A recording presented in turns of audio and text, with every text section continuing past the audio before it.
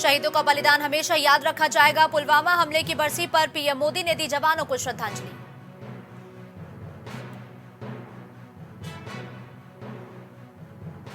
दिल्ली कूच पर अड़े किसान, शंभू बॉर्डर पर पुख्ता इंतजाम। हरियाणा के 7 जिलों में इंटरनेट बैन। राहुल ने घायल किसानों से फोन पर की बात।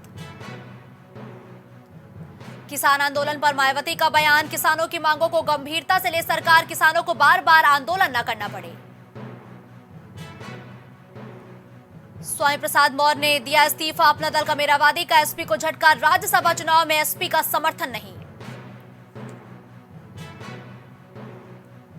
सीएम योगी ने दी बसंत पंचमी की शुभकामनाएं। सीएम योगी ने एक्स पर दी शुभकामनाएं। मां सरस्वती की साधना और प्रकृति प्रेम को समर्पित।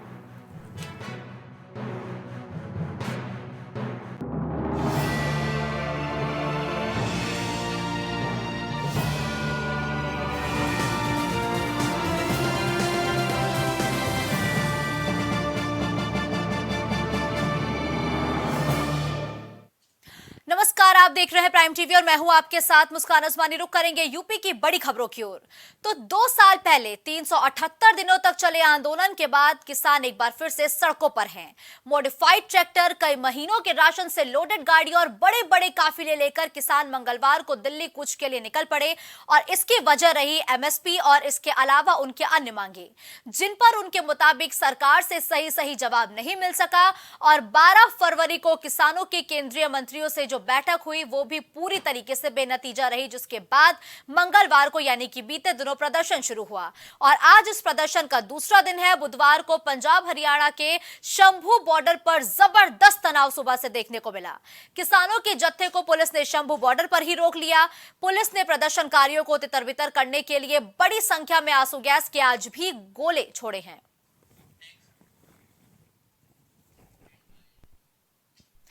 अपना दल कमेरावादी के नेता और सिराथू से समाजवादी पार्टी की विधायक पल्लवी पटेल ने राज्यसभा चुनाव के लिए सपा की ओर से घोषित किए गए प्रत्याशियों को पीडीए यानी कि पिछड़ा, दलित और अल्पसंख्यक की उपेक्षा बता दिया है। उन्होंने कहा कि वो राज्यसभा चुनाव में सपा प्रत्याशियों के पक्ष में वोट नहीं देंगी। आगे उन्होंने ये तक कह दिया कि राज्यसभा चुनाव के लिए पीडीए की झंडा बरदार बनी समाजवादी पार्टी ने जया बच्चन और सेवानिवृत्त आईएएस अधिकारी आलोक रंजन को प्रत्याशी बनाकर पीडीए का हक तक मार दिया। उन्होंने ये तक कह दिया कि राज्यसभा प्रत्याशियों के चयन के बारे में सपा ने उनसे कोई सलाह मशविरा नहीं किया। सपा अध्यक्ष अखिलेश यादव ने पीडीए की भावना के विपरीत ये उम्मीदवार तय किए हैं, जिसके बाद अपना दल कमेरावादी ने भी अब समाजवादी पार्टी को एक तगड़ा और करारा झटका दिया है। अब सवाल ये बना हुआ है कि पल्लवी पटेल के इस फैसले के बाद क्या बीजेपी का 8वां प्रत्याशी भी जीत जाएगा? इस खबर पर ज्यादा जानकारी के लिए अजय द्विवेदी फोन लाइन पर हमारे साथ जुड़ चुके हैं। देखिए अजय, समाजवादी पार्टी एक तरफ तो लोकसभा चुनाव के लिए खुद को तैयार कर रही है, लेकिन दूसरी तरफ समाजवादी पार्टी को झटका पे झटका लग रहा है। आज अपना दल कमेरावादी की अध्यक्षा ने साफ तौर पर कह दिया है कि वो समाजवादी पार्टी को राज्यसभा में किसी भी तरीके का समर्थन नहीं देंगी। क्या चल क्या रहा है समाजवादी पार्टी में, क्या समझा जाए? जी बताएं मुस्कान कि 2024 का जो रण का सभी पार्टियों ने अपनी अपनी तैयारियां तो शुरू की हैं, लेकिन समाजवादी पार्टी के लिए 2024 का जो रण है वो मुश्किल होता नजर आ रहा है। आपको बता दें, इससे पहले जो जयंत चौधरी अलग हुए थे, वहीं दूसरी तरफ आज पल्लवी पटेल ने भी उन्हें एक तरह से ये कहा कि जो भी राज्यसभा के उनके तीनों प्रत्याशी हैं जो उनको वो समर्थन नहीं देंगे, उनको वोट नहीं करेंगे। इसके पीछे का ये एक तरह से आकलन किया जा सकता है कि शायद पल्लवी पटेल भी कहीं भाजपा के खेमे में तो नहीं जा रही है या एनडीए के साथ तो नहीं जा रही है।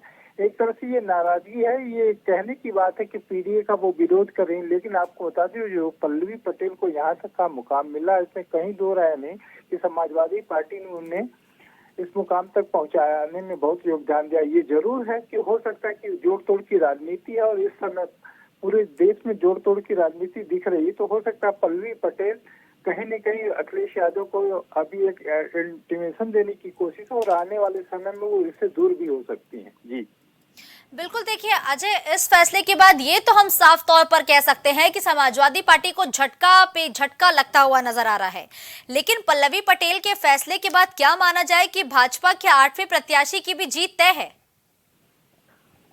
ये कहना तो अभी बहुत जल्दबाजी होगा, लेकिन ये जरूर है कि जिस तरह से देश में एक माहौल बना, भाजपा ने अपने पक्ष में देश में माहौल बना रखा है। खास करके उत्तर प्रदेश में जो पिछले दिनों राम मंदिर प्राण प्रतिष्ठा को लेकर और 400 पार का एक जो नारा दिया मोदी ने, अभी आपको बताएं कि पूरे देश में एक भाजपा ने एक अच्छा माहौल बना रखा था। लेकिन ये जरूर है कि उत्तर प्रदेश के साथ साथ जो उत्तर प्रदेश में योगी सुशासन की बात कही जा रही थी, तो योगी सुशासन के बल पे भी आगे बढ़ने की बात कही जाएगी। वही 80 सीटों पे पूरा 100% योगदान देने की बात हो रही है कि हम 80 सीटें जीतेंगे। इसके मद्देनजर जोड़ तोड़ की राजनीति शुरू कर चुकी है सभी पार्टियां, जिसमें भाजपा भी लगी हुई है। तो आपको बता दें तो पल्लवी पटेल आने वाले समय में हो सकता है भाजपा में जाए और फिर से वो जीत कर एक स्वाद चखना चाहती हो। तो ये बिल्कुल ठीक है, धन्यवाद अजय इस खबर पर हमारे साथ जुड़ने के लिए। धर्म और आस्था की नगरी संगम नगरी यानी कि प्रयागराज में माघ मेले के चौथे स्नान पर बसंत पंचमी के मौके पर आस्था का सैलाब देखने को मिला।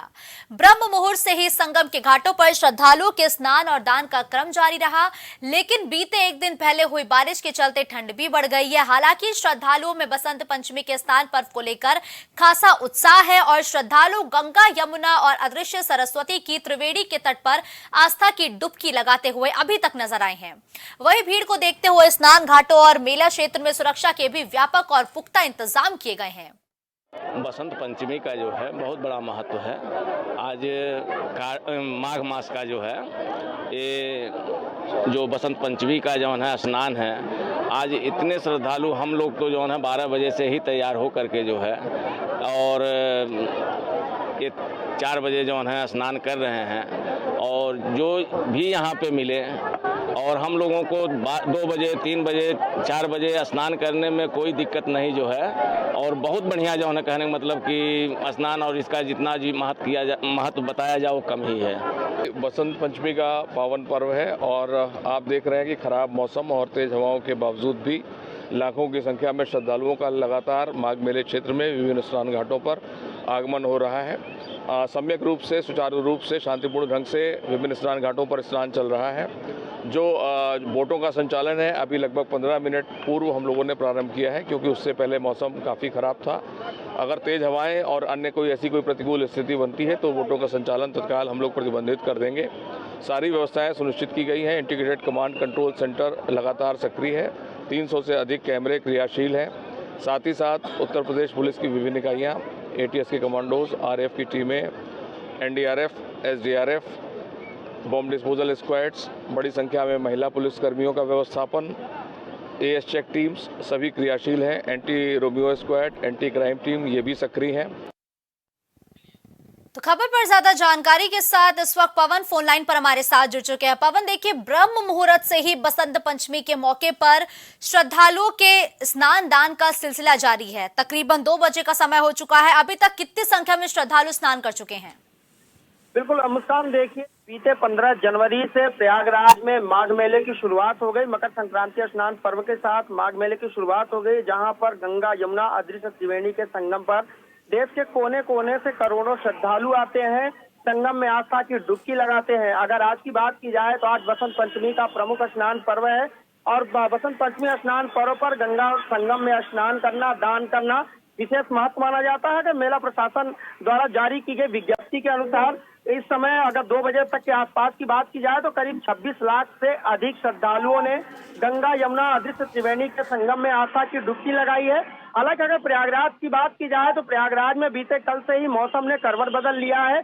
कई स्थानों पर जोरदार बारिश हुई है, ओलावृष्टि हुई है। लेकिन अगर प्रयागराज की तस्वीरों की बात की जाए तो संगम नगरी प्रयागराज में कह सकते हैं कि आस्था का जन सैलाब है वो देखने को मिल रहा है, क्योंकि ब्रह्म मुहूर्त से ही मेला प्रशासन द्वारा बनाए गए विभिन्न स्नान घाटों पर श्रद्धालु आस्था की डुबकी लगा रहे हैं और पुण्य कमा रहे हैं। निश्चित रूप से प्रयागराज की तस्वीरें साफ तौर पर दिखा रही हैं कि क्यों प्रयागराज को धर्म और अध्यात्म की नगरी कही जाती है। अगर सुरक्षा की बात की जाए तो मेला प्रशासन द्वारा सुरक्षा के व्यापक इंतजाम किए गए हैं। जगह जगह पुलिस की टीमें, ATS कमांडो, CCTV कैमरे, ड्रोन कैमरे से निगरानी की जा रही है तथा जो आला अधिकारी हैं और वो लगातार मेला क्षेत्र का भ्रमण कर रहे हैं। जल में सुरक्षा की व्यवस्था की गई है। तमाम जो सुरक्षा के व्यापक इंतजाम है वो देखने को मिले हैं। हालांकि देर शाम तक जो श्रद्धालुओं की संख्या है वो और बढ़ने की संभावना है। कयास ये लगाया जा रहा है कि आज बसंत पंचमी स्नान पर्व पर करीब 50 लाख के आसपास के जो श्रद्धालु हैं वो संगम में आस्था की डुबकी लगाएंगे। बिल्कुल ठीक है, धन्यवाद पवन इस खबर पर हमारे साथ जुड़ने के लिए। सीतापुर पुलिस का ऑपरेशन लंगड़ा लगातार जारी है। बताया जा रहा है कि एक मुकदमे में आरोपी वांछित था। मुखबिर की सूचना पर पुलिस और एसओजी टीम ने शातिर अपराधी को पकड़ने के लिए चेकिंग अभियान शुरू किया, जिसके बाद बाइक से जा रहे अभियुक्त ने पुलिस को देखते ही फायरिंग शुरू कर दी। जवाबी फायरिंग में अभियुक्त के बाएं पैर में गोली लग गई। आरोपी को फिलहाल गिरफ्तार भी कर लिया गया है। आज जनपद सीतापुर के थाना हरगांव के अंतर्गत एक अपराधी जिसके ऊपर 25,000 रुपए का इनाम पूर्व से घोषित था, इसके साथ पुलिस टीम की, जिसमें थाना हरगांव की पुलिस और एसओजी की टीम शामिल है, इनकी मुठभेड़ हुई है। इस अपराधी का नाम मुस्लिम खान है। ये रंगीला नगर थाना खीरी जनपद लखीमपुर खीरी का रहने वाला है। इस अपराधी के द्वारा लगातार चोरी की घटनाओं को कारित किया जा रहा था। ये जनपद सीतापुर में चोरी की विभिन्न घटनाओं में पूर्व से वांछित चल रहा था। उसी के क्रम में आज जब इसको यहाँ पर चेकिंग के दौरान रोका गया तो इसके द्वारा पुलिस टीम पर फायरिंग की गई। जवाबी फायरिंग में इसके पैर में गोली लगी है। इसको इलाज के लिए अस्पताल भेजा गया है, जहां इसका इलाज चल रहा है।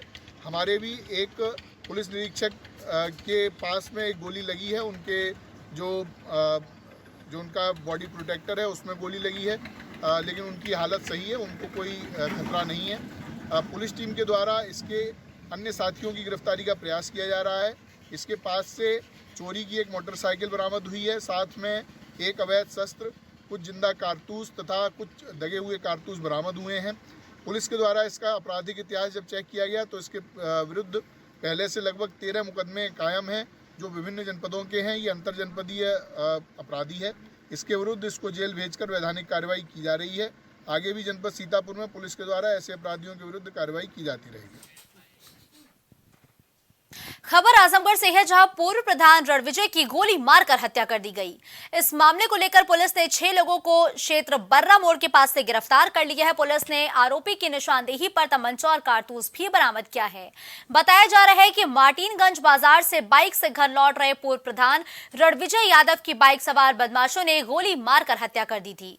मृतक के चचेरे भाई ने गांव के ही कुछ लोगों के खिलाफ साजिश कर हत्या करने का आरोप लगाया था और पुलिस ने इस मामले पर मुकदमा दर्ज करते हुए कार्रवाई भी अब शुरू कर दी है। बांदा से खबर है, जहां कालिंजर क्षेत्र में हुई ओलावृष्टि से किसानों की फसलें खराब हो गई, जिसमें लगभग आधा सैकड़ा गांव की फसलें और घरों के खपरैल फूटे। दलहनी तिलहनी फसलों के साथ गेहूं की फसल बर्बाद हो गई। वहीं डीएम दुर्गा शक्ति नागपाल ने तत्परता दिखाते हुए किसानों की खराब फसलों और घरों के टूटे खपरैलों का नरैनी एसडीएम और तहसीलदार से निरीक्षण करने को भी कहा है और साथ ही जल्द से जल्द निरीक्षण करते हुए शासन को रिपोर्ट भी सौंपने की बात कही गई है। और ये पूरी तस्वीरें कालिंजर थाना क्षेत्र के इलाके की बताई गई हैं। ये जो बरसात ओलावृष्टि का जो नुकसान हुआ है उसी का सर्वे कराया जा रहा है, उसी का देखने आए हैं। अच्छा सर, लगभग यहाँ जो भी फसलें हैं पूरे इलाके में शायद चौपट हो चुकी हैं। जी जी, कौन कौन सी फसलों मतलब जो बोई गई हैं, जो संभवतः सब फसलें हैं जो नुकसान हुआ है, और पूरा वो सर्वे कराया जा रहा है। लेखपाल आरआई के माध्यम से पूरा सर्वे किया जा रहा है और जो भी नुकसान हुआ है उसकी रिपोर्ट भेजी जाएगी शासन के लिए। अब अगली खबर बिजनौर से है, जहां 2 दिन पहले बाग में मिले विजेंद्र के शव का खुलासा करते हुए पुलिस ने 2 आरोपियों को गिरफ्तार कर लिया है। गांव में विजेंद्र की धारदार हथियार से काटकर हत्या कर दी गई थी। वहीं सूचना मिलने पर मौके पर पहुंची पुलिस ने जांच पड़ताल करते हुए शव को पोस्टमार्टम के लिए भेज दिया था। वहीं अब पुलिस ने मोबाइल कॉल की डिटेल खंगाली, जिसके बाद एसपी सिटी संजीव बाजपेयी ने वारदात का खुलासा किया है और बताया जा रहा है कि विजेंद्र का गाँव के ही 2 लोगों से विवाद हो गया था। घटना वाले दिन दोनों आरोपियों ने मृतक के साथ मारपीट की और धारदार हथियार से विजेंद्र की हत्या कर दी। अब पुलिस की टीमों ने दोनों आरोपियों को गिरफ्तार भी कर लिया है। रात में पुलिस को करीब 8 बजे सूचना मिली थी कि एक युवक का शव ग्राम पैदा के पास के बाग में है। इस सूचना पर तत्काल पुलिस मौके पर पहुंची, कार्रवाई की गई। इसमें अभियोग पंजीकृत किया गया था। पुलिस ने इस मामले में तत्परता से कार्रवाई करते हुए 2 युवकों को गिरफ्तार किया है। पूछताछ में इन्होंने बताया कि इनका मृतक से गुल्ली डंडा खेलने को लेकर आपस में विवाद हो गया था। कल जो घटना वाले दिन मृतक ने इनको फोन करके वहां बुलाया, उसके बाद इन लोगों की आपस में गाली गलौज हुई। उसके बाद इन दोनों ने उसकी हत्या कर दी। जो मोबाइल घटना में मृतक का मोबाइल था उसको बरामद कर लिया गया है। जो कपड़े जिन पर ब्लड स्टेन्स लगा था उनको भी बरामद किया गया है तथा घटना में प्रयुक्त आला कत्ल जो ब्लेड था उसको भी बरामद किया गया है। अभियोग में अग्रिम वैधानिक कार्रवाई की जा रही है। खबरों का सिलसिला यूं ही जारी रहेगा। देश और दुनिया की तमाम बड़ी खबरों के लिए आप बने रहिए प्राइम टीवी के साथ।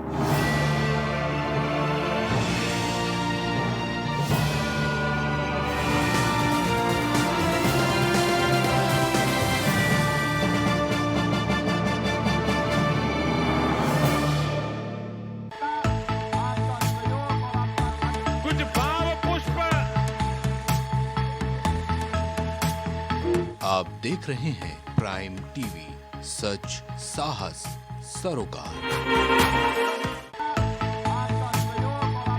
प्रधानमंत्री श्री नरेंद्र मोदी का संकल्प है कि देश का हर नागरिक पोषित, सशक्त और समर्थ बने।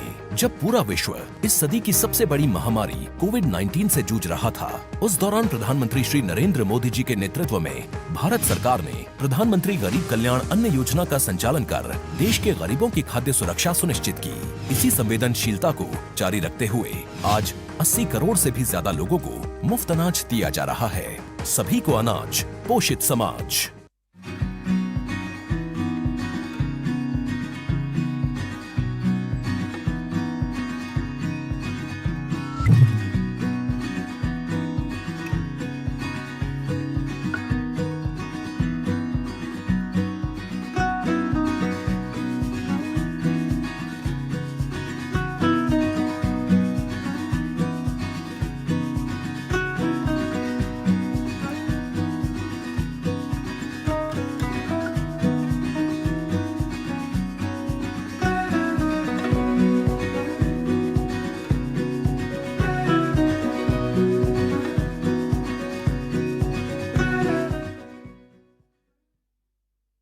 अगर आप करना चाहते हैं अपने बिजनेस को प्रमोट, तो इसके लिए आपको चाहिए होगा एक support.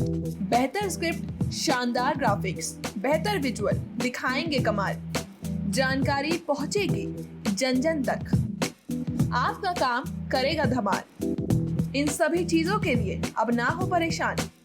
Brand promotion, motion designing and video editing, 2D और 3D animation, television telecasting, social media works, script writing जैसे कामों के लिए आज ही कांटेक्ट करें 9267925186 पर।